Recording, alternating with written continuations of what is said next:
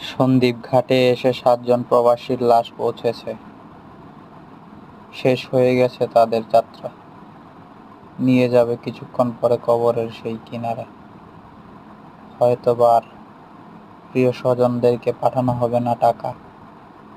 কেউ আর বলবে না টাকা পাঠা, টাকা পাঠা। টাকা পাঠানোর মেশিনটা আজকে স্তব্ধ হয়ে গেছে।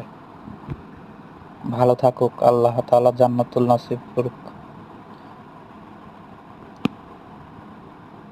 তাদের জন্য দোয়া কামনা রইল। আমিন।